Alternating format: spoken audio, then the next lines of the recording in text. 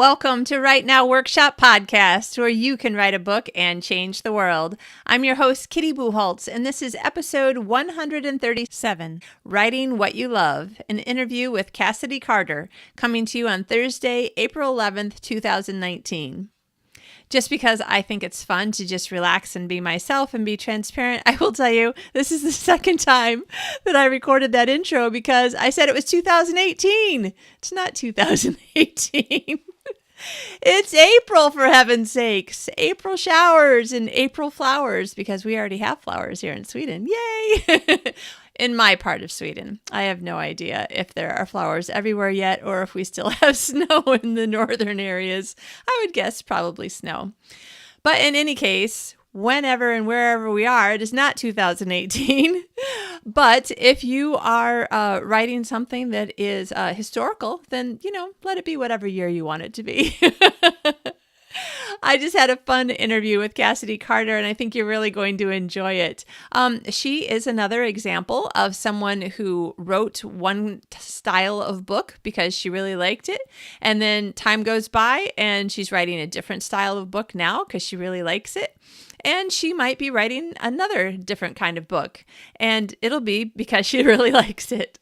So while some people say that writing to market is good, some people say it's bad, the point is, what do you like to do? And what are you good at? And what do you love? Because I have always noticed that when I am writing something because I just want to tell this story, regardless of whether or not I think there's going to be people around to want to read it later, in the first draft, if I'm writing it because I love it, it is a much better story. At least that's the kind of writer I am. So if you are the kind of writer who just needs a little bit of encouragement to get out there and keep writing what you love, then this is your show. If this is a time that you need a little bit of a push because, yeah, I know, Kitty, you've been talking about Hallmark and now you've got me thinking about it, but I haven't actually sent them anything yet, then this is another good nudge because Cassidy's writing for Hallmark right now, and she's got some great tips on things that you need to know if you're thinking about submitting. So wherever you are and whatever you're doing, whether it's spring because you're in the northern hemisphere with me, or if it's autumn, which has its own lovely joys if you're in the southern hemisphere, I hope you have a fabulous day with just the right amount of sun so you're not too hot and not too cold, and you get totally inspired to go write another scene in the book that you really love. Meanwhile, here is Cassidy. Today's guest is Cassidy Carter. With strong, relatable heroines and heroes too lovable not to fall for, Cassidy Carter crafts sweet, fun, family-centered romances that will win readers' hearts. When she's not writing, Cassidy can be found digging in the garden or lost in a good book. Originally from the South, she now resides in the desert Southwest with her husband, 2 daughters, and a cattle dog that has never seen a lick of ranch work. Welcome, Cassidy. Hello. Thank you for having me. I'm so glad to have another Hallmark author on the show. I love the Hallmark the entire corporate scheme. I just love the cards, the movies, the books. I was so excited to find out that they were finally coming out with books. So yay for Hallmark Publishing. Yay, we love Hallmark. And that's pretty much, if I'm reading your webpage, right? Like, this is who you write for right now is Hallmark. Is that right? Yes, currently I am only writing for Hallmark. Nice. Well, listen, why don't you tell us a little bit about your writing background, and then I'll ask you to tell us more about the brand new book, Love on Location. Well, actually, I started out writing for Carina Press in 2009. If anybody out there doesn't know, Carina Press is the digital first imprint of Harlequin. And they launched, like I said, I think it was 2009, and I was one of the launch titles with them, one of the first books that came out with the imprint, and I went on to 8 different titles with them, took a break from writing because I had my daughters, and then came back to writing, and just luckily happened to be in a writing forum that Stacey Donovan, the publishing director of Hallmark, is actually part of. And so she and I connected that way after I kind of was getting back into the writing game. And I was like, I think this feels good. This feels right for this time. So I actually novelized one of the Hallmark movies, The Perfect Catch, which was a lot of fun. and Hallmark opened up to original fiction after they did their first round of novelizations. I submitted a book, they picked it up, and I guess the rest has been published last week. So Yeah. I came back to writing just for Hallmark, and it feels like a really good fit for me right now. So that's kind of where I'm focusing. Nice. Oh, I like it. Yeah, I have to say that these novelizations have been fun also, especially if you're like, "Oh, I remember that movie," and then I think I'll just pick up the book and read more. Yeah, it's really fun. It gives you like an extra chance to expand on what you might not see on screen, and it's a little less limited than the time that they get with the film and with the characters. So it gives you like a little more of the luxury of going deeper. Yeah, yeah. So let me say, in the time that you and I are talking, big congratulations. This is actually going to air a few weeks later, so your book will have been out about a month by the time that everybody else gets to hear. But Right. congratulations, your book just came out. Yes, it came out on the 12th, and of course, it's been very overwhelming. I've gotten to talk to a lot of people, and when this airs, of course, this will be over. But I'm doing a signing here in a couple of days and a writing workshop, and I just joined my local chapter of RWA. So it's getting to be part of Hallmark and getting back into writing with Hallmark has really kind of gotten me re-energized for writing in general and craft and networking and all this stuff like that. So it's not just the excitement of the book, it's kind of the excitement of getting back into like the romance community, which I guess is really something like I didn't realize I really, really missed during my break. Really missed being away from. And so that's kind of an additional excitement. But yes, the book is out. Yay! Yay!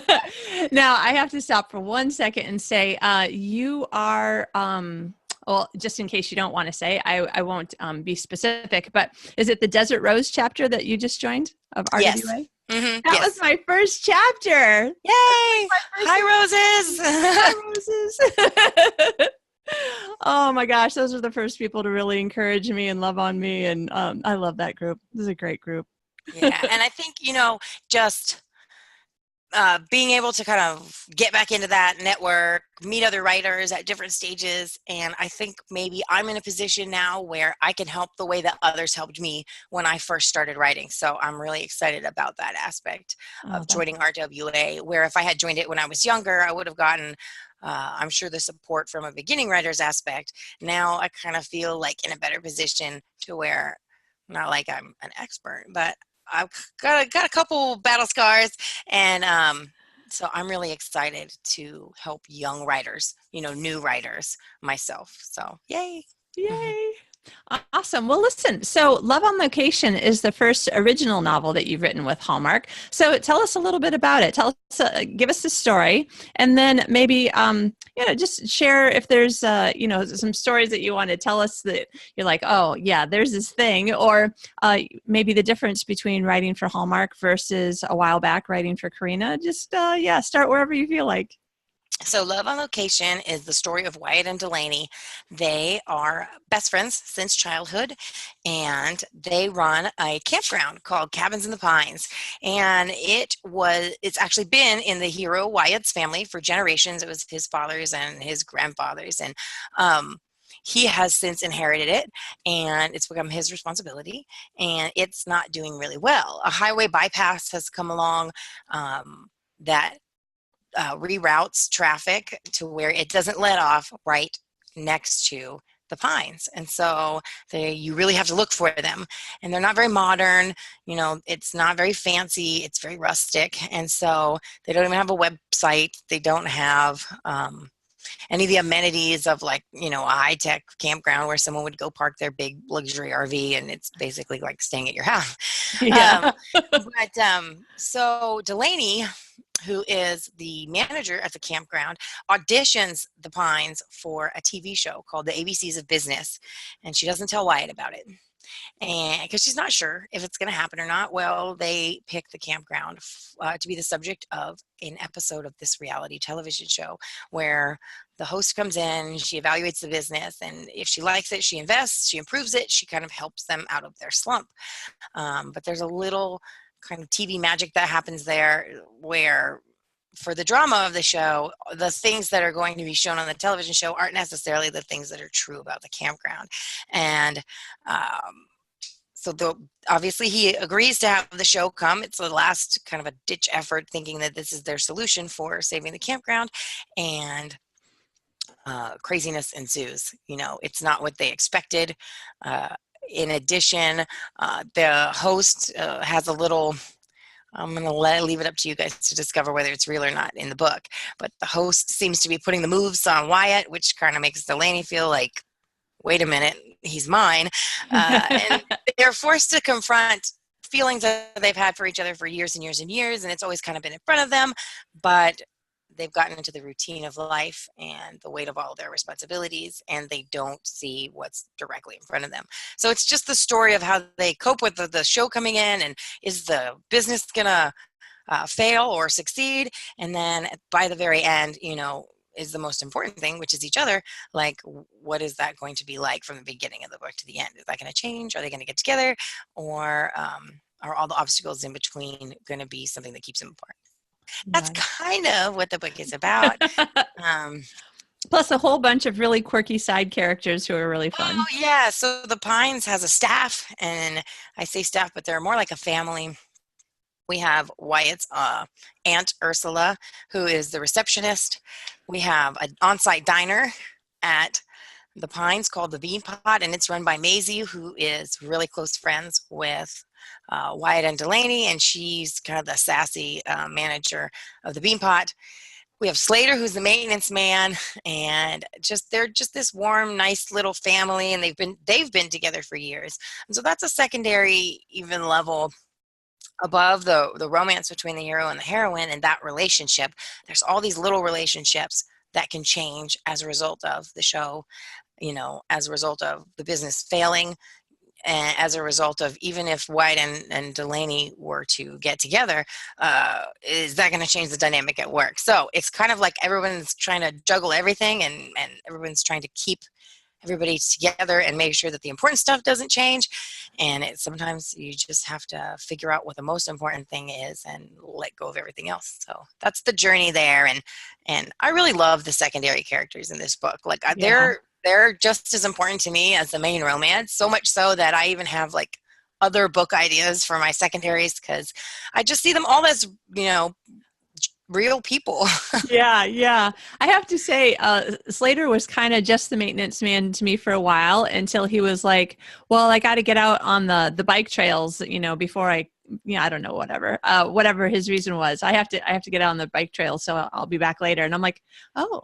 And all of a sudden he became a different character in my mind. Like, oh, he's a little bit like my brother-in-law, or, Right. And that's what I tried to do with all the secondaries, is sometimes you'll read a book and the main focus is the hero and the heroine. Of course, everybody wants to be invested in their love story, but your secondaries just seem like they're there to support that and only that. Yeah. But I wanted this to be a whole world where these people exist independently and separately of each other. They choose to be in this place and to have relationships with each other and to build this world. And even though it's fictional, that happens in our everyday lives.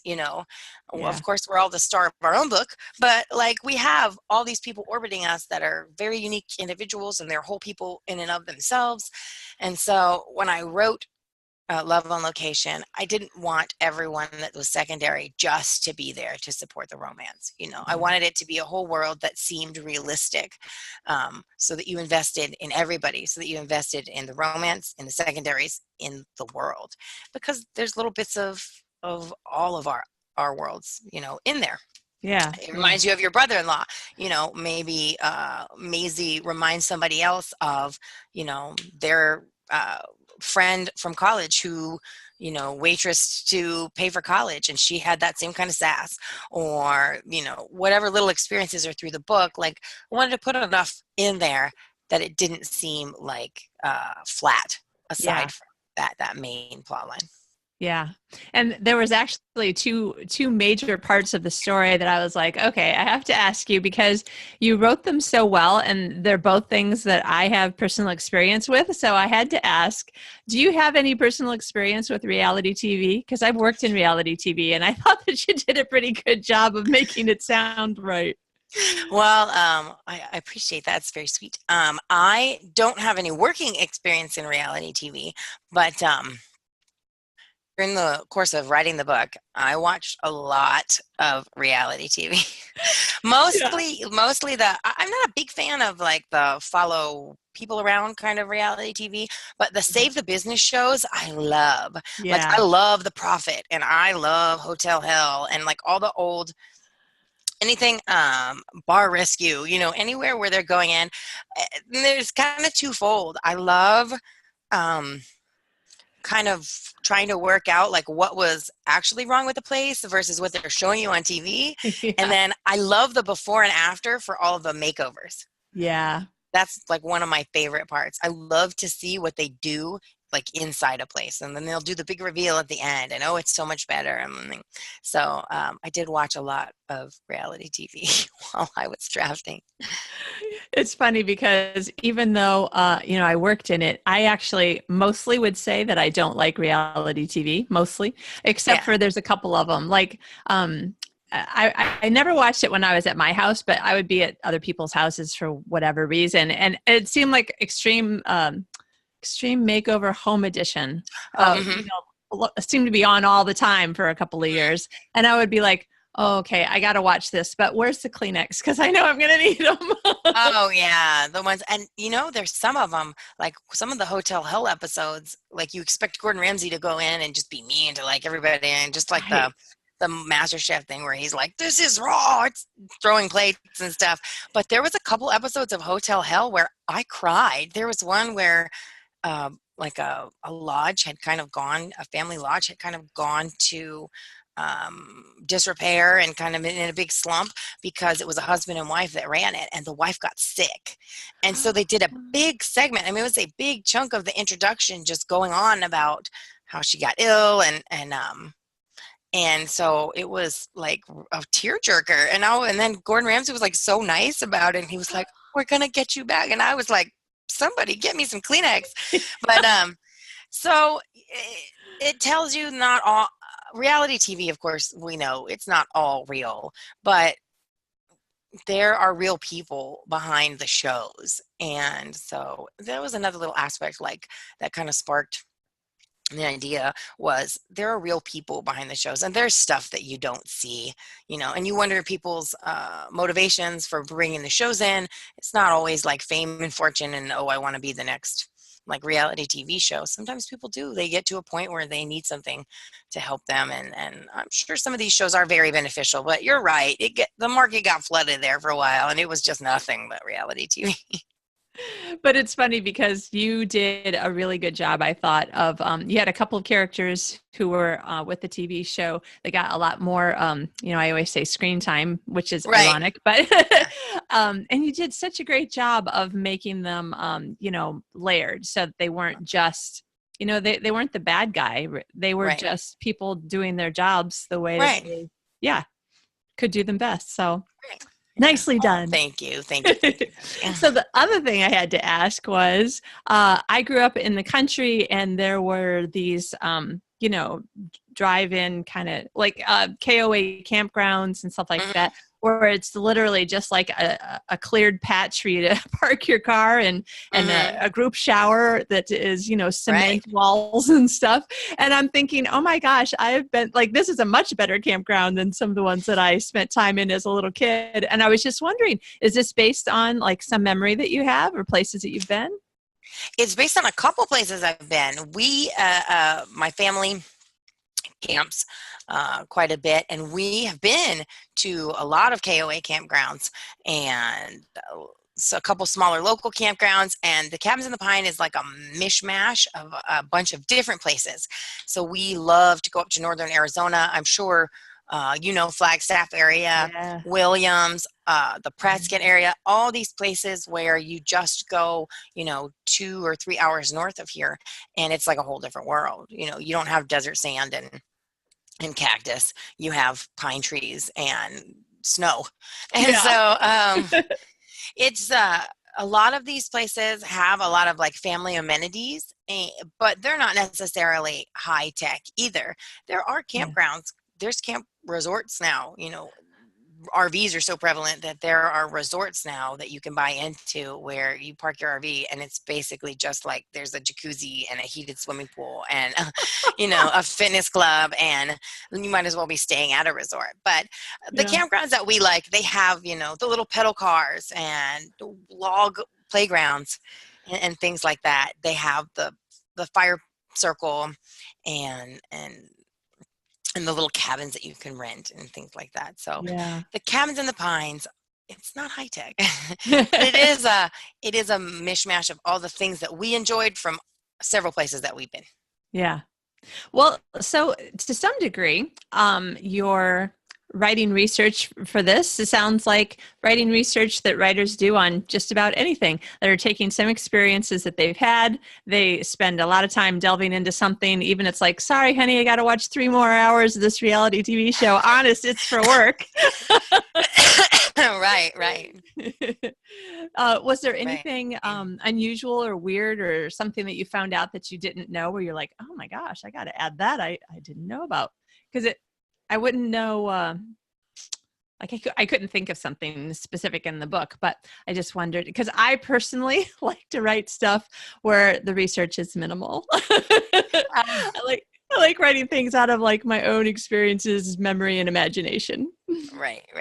Well, there's a little funny little Easter egg in there. The cabins in the pines, when the campground gets renovated, they put up a cell tower because cell reception is so bad at the cabins in the pines that they have resorted to using walkie-talkies. Just when the book opens, that's what they use between the staff in order to call back and forth to each other. Because if they're out on the campground doing stuff, they can't call up to the office because the cell reception is so bad.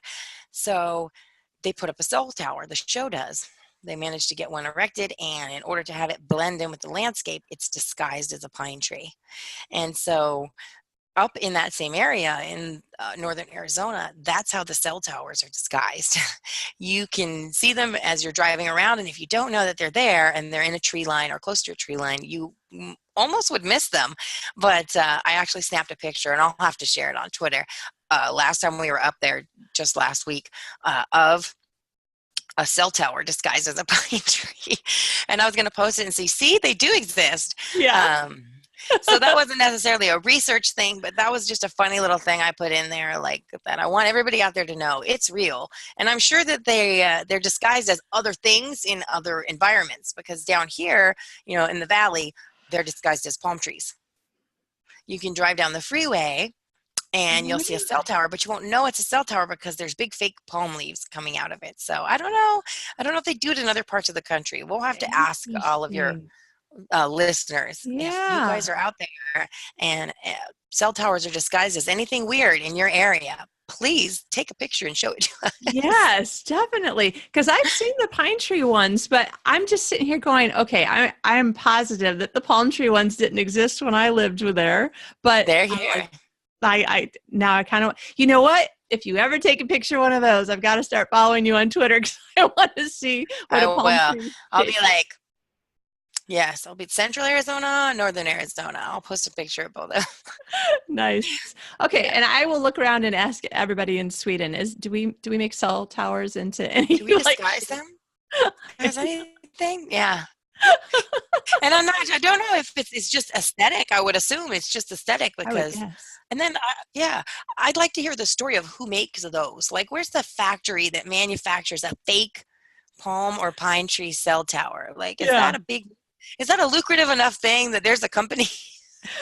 Right. And the first person to have come up with that idea, was it someone in the cafeteria? Did they get credit, or did somebody purposely? Yeah. Was it like a municipal ordinance? Someone says, by golly, you're not putting a cell tower up there unless it looks like a pine tree. Or who, was it a requirement, or did somebody just go, you know what, that would look better, let's do that? Yeah, there was 6 guys sitting at the bar after work drinking some beers. Wouldn't it be funny if we made the one that looked like a pine tree? And then it just caught on, and everybody thinks it's really serious, but they're just copying somebody who made a joke in the first place. Yeah. That would be hilarious. We have to do more research on that. Yeah, I like it. I think now that there's a reason why the hero actually has to come from this industry. So we'll figure it out. Oh, so let's see. So I asked you about the reality TV. I really wanted to know about that and the campground because it sounded so realistic and it's so hard not to say anything about the story because I'm like, oh, don't say that because that could give something away. Oh, don't say that because I don't want anybody to, because the book's brand new and everybody should go read it because it was really fun. Oh, thanks. But so what about differences between so do you consider this romantic comedy or like light romance? And what's the difference between this and the first several books that you wrote? So Hallmark is, at least in my opinion, and kind of the general consensus that I have experienced, is called sweet romance. And the difference between this and what I wrote for Carina is Carina was contemporary romance, and it's a higher heat level of writing. There are love scenes in my previous books. Whereas in Hallmark, they're a very all ages brand. They're a very wholesome brand. They like for things to just be kept very light as far as the physical aspects of a book. There's hand holding and there's kissing and things like that, but there would not be a love scene in a Hallmark book. And you always try and kind of support in a sweet romance the hand holding or the kissing and the thing. It's all very emotional, and it's not necessarily the same as in a higher heat book where it can start out as physical and then turn emotional. So it's just a different way of approaching the physical nature of the book in relation to the characters' relationships. There's a bit of a broader area to kind of like play with in a higher heat romance. There's a lot more options. There's a lot of different things that you can do with that, because obviously getting physical between two characters can mean many, many, many different things as far as it relates to character. Yeah. But in a Hallmark, in a sweet romance, the focus is on their relationship and their emotion and more of the people around them, the relationships around them. So you're just building on something a little different, in my opinion. Yeah. That doesn't mean that one is better than the other. It just means that they're different. I enjoy writing both of them for different reasons. But like I said, right now, Hallmark just really fits with where I'm at, what I like to write, and where I kind of see myself continuing to write for the time being. You know, I just, like you said, I love the whole Hallmark construct. You know, I love the channel, I love the movies, I love the books, and it just, they're very feel good, and the fans are amazing. There's a whole just army out there of Hallmarkies, and they're so sweet and they're so supportive. And like I said, coming back to writing, this just really felt like a good fit for me. So it's not that I'll never go back to writing in a contemporary or higher heat genre for romance. Just, you know, for right now, this like feels good for me, so I'm gonna stay. Nice. I like it. Now, so I heard about the Hallmarkies, but I don't really know anything about them. So for writers who are listening who might be interested or are pursuing, I know some of our listeners actually are pursuing Hallmark as a publisher. Is there anything that you know that you can pass on? Like, are they all over 65? Are they all ages? Is there anything about them that you can share that's like, oh, this is what they love? Or Well, they're all ages. You know, we have teenage fans all the way up to, like you said, fans who are, you know, retired and just into Hallmark. There's a hashtag on Twitter. It's Hallmarkies, HALLMARKIES, and there's lots of Hallmark hashtags depending on if you follow certain shows, but the main hashtag is Hallmarkies. And they're a very loyal, very sweet fan base. They really love the on-brand stuff for Hallmark. So, and this is kind of good advice for anybody who's submitting anywhere. It's not just specific to Hallmark, but paying attention to the readership, the audience, the fans is a really big and important thing if you're planning on submitting anywhere. Hallmark, Harlequin, anywhere. pay attention to what they buy, what they watch, what they talk about on social media, and pay attention to your publisher's guidelines. Because I know one of the big stumbling blocks with a lot of people when they submit is that they submit something that's outside the publisher's brand or guidelines. Right. Hallmark is not going to, they're not even going to read your, high heat erotic romance about, two people, one person from New York and one person from LA meeting on a road trip, because for whatever reason. But you just really have to pay attention because, Hallmark, they lay everything out on their submissions page. They Yeah. don't want certain things because they're very brand conscious, and that's because their consumer consumes a certain type of story and consumes a certain type of kind of feeling, and Yeah. they want to continue to provide that. And so if it's not the right fit, people will be disappointed that they got rejected. But if you pay attention in the first place, you'll find the fit for your story. And don't force yourself to write for Hallmark if you're not a Hallmark writer. Right. If that's not something that you enjoy, if you're just doing it because, Hallmark has an open submissions period and I'm going to try and shoehorn in something that I have because, they're acquiring manuscripts. Yeah. Write what you love, and it doesn't matter what that is. It's completely valid, 100%, and there is someone out there that you can submit your work to.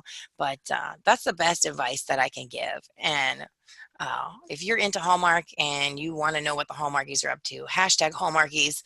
It's always fun. It's always like super like warm and welcoming, and they will welcome you into the fold, whether you have been watching Hallmark for you just subscribed yesterday or you've been watching for 10 years.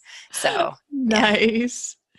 Oh, that's awesome. I don't know that I've actually followed them. I follow Stacy Donovan, the director of publishing, Who and is amazing.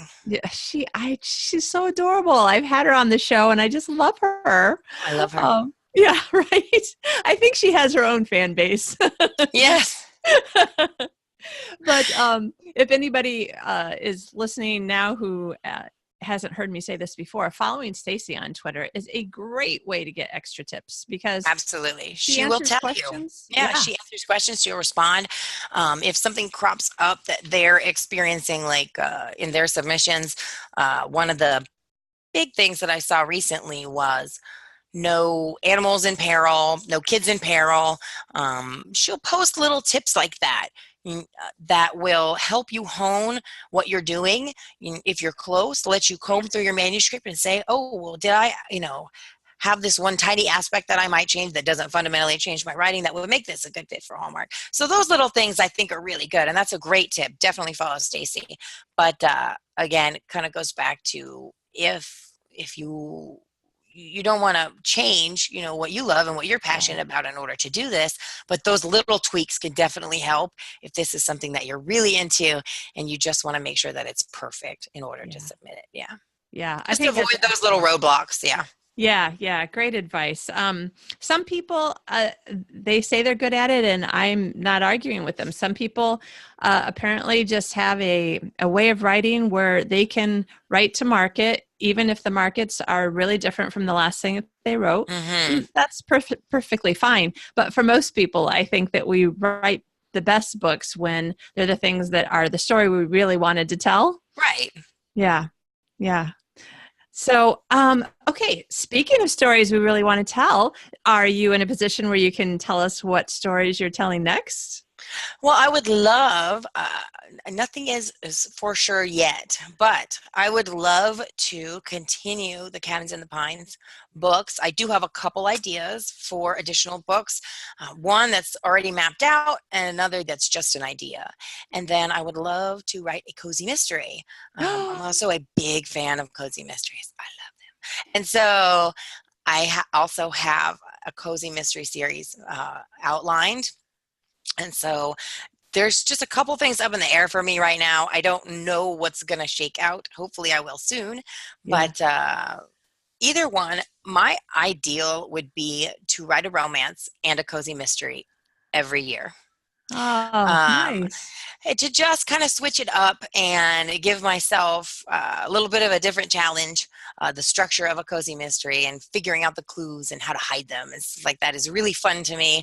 So my ultimate goal, that's my ultimate goal. When, if we're mapping out my next 5 years, I would love to alternate between sweet romance and cozy mystery. Nice. I have had a couple of mystery slash, when I say slash, I don't mean the same people. I've had several guests on who have been mystery and or suspense thriller and or romantic suspense writers.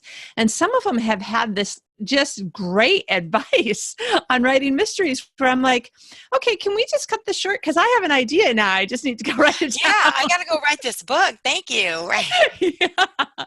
So, and I will ask you because I've been sort of trying to pay attention, but Hallmark Publishing is open to cozy mysteries, but I don't think they've actually published one yet, have they? They have acquired one.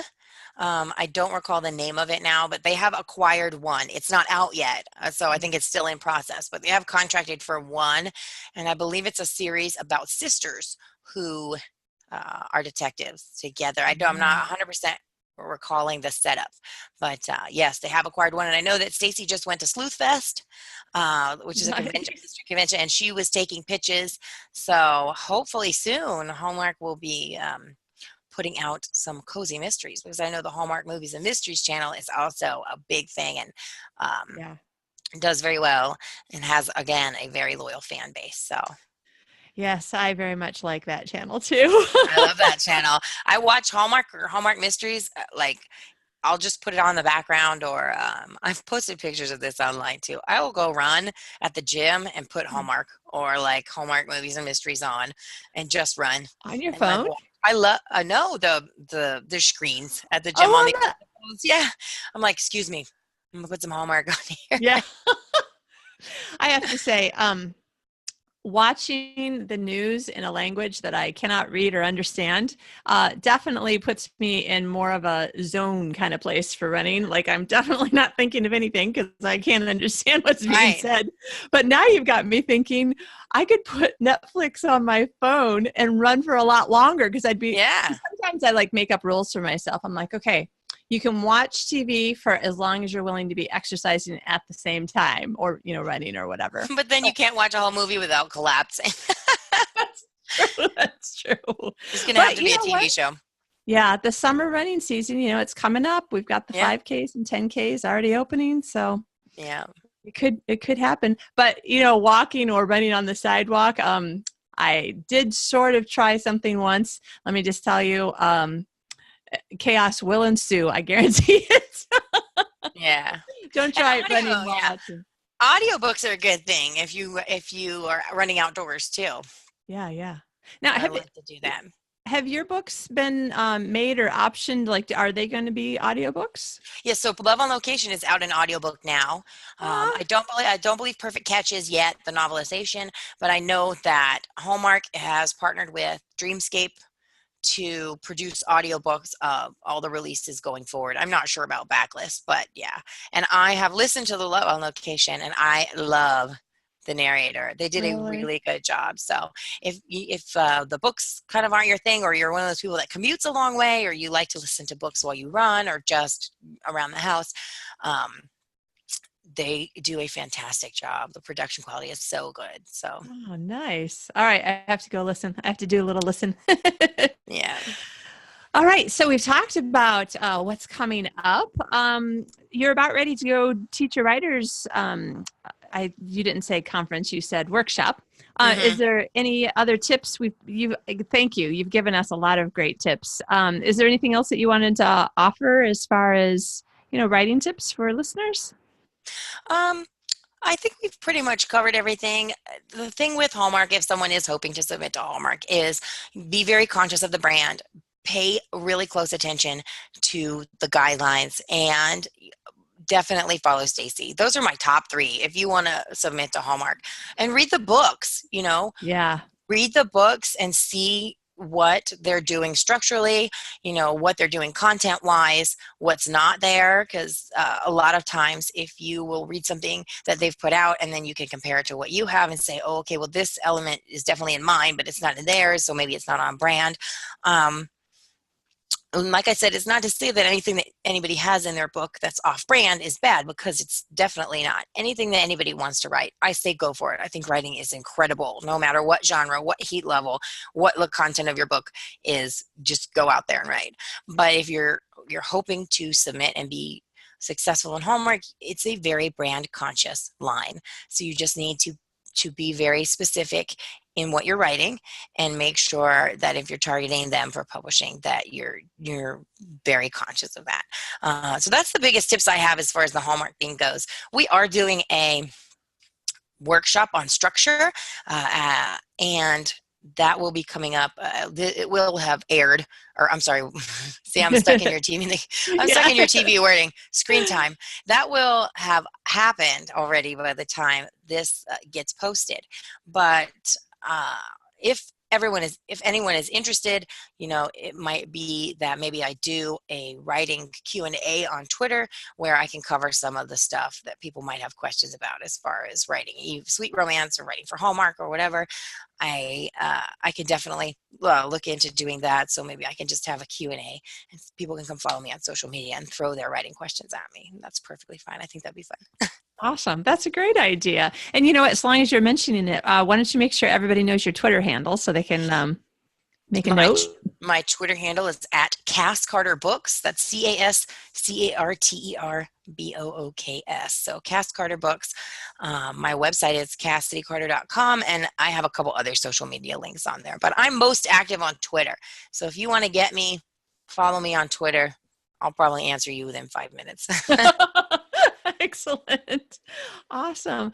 This has been great. So if people want to read the books that we've been talking about, and I hope that they do, because, again, sorry, but, I just have to go read this book because it's for research. Yes, exactly. Single one of Nancy Nagel's new book. I bought it on, I think the day it came out. I haven't actually gotten that one read yet. Secret Ingredient? Yeah. Oh, it's so good. Have you read it already? It's so good. All of the Hallmark, I feel like such a fangirl, but all of the Hallmark authors are so amazing. Every book I pick up, I'm like, no, this is going to be my favorite. And I read it and I'm just like, oh, no, this is my favorite now. Yeah.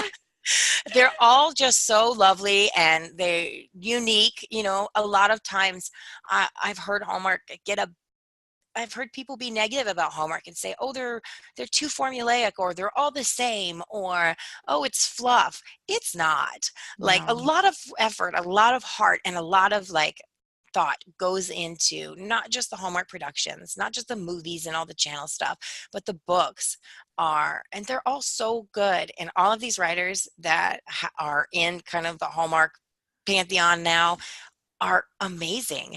And, I would put them up against anything that anybody is going to hold up as a good book. These are all amazing. So they're all worth your time, not just Love on Location. Anybody listening, just go out and buy it all. I don't know if there's an option on Amazon to just be Hallmark Publishing entire catalog, but I'm confident that anything that anybody would pick up anywhere they want to start, they're going to get something great. Yeah, I totally agree with you. I've read them all, and I literally am so happy that I bought and read every single one of them. Yeah, they're so great. Now, there is a Hallmark thing. Sorry, one more question I have to ask you. I love this part. Have you made the blueberry cottage cheese pancakes recipe in the back of your book? I have.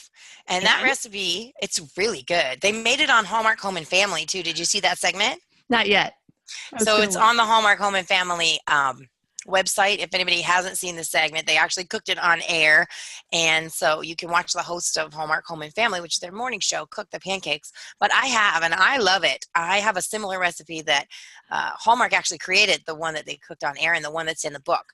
But I personally make one that doesn't have the yogurt in it. I believe the one in the book has a little bit of yogurt in it. It does. But I don't use yogurt in mine. I think it's a little fluffier with the yogurt, but these are pancakes that I have made before.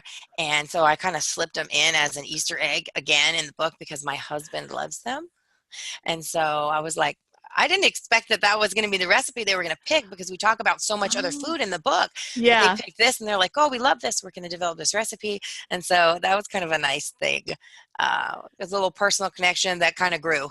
Yeah. And so I love that was the recipe. Yeah. They're really good. Nice. Okay. I have to find the right ingredients here in Sweden and go make them. Yeah. I mean, it's all pretty simple. It's pretty simple. Yeah. Okay, so where can readers find you and your books? And follow you and whatever else might be going on. And again, we're not, everybody's not going to hear you until April 11th. So I don't know if you know any conferences that are going to be coming up in the summer. They're going to miss a couple of your things that are going to go on right away, but. So I don't have anything planned out past the next month. So anything that anyone wants as far as updates on appearances or conferences or any promotional things that are going on, definitely follow me on social media because I'm constantly updating it. Again, Twitter is Cass Carter Books. My website is CassidyCarter.com. On Facebook, it is author Cassidy Carter, and all those links are on my website if anybody wants to find me. As far as the books go, you can buy them directly through Hallmark Publishing. You can buy them on Amazon, at Barnes & Noble.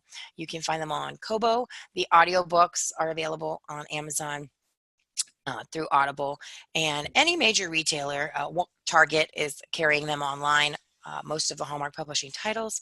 So you can find us all over. Just whatever retailer you prefer, we're likely there. So, yeah.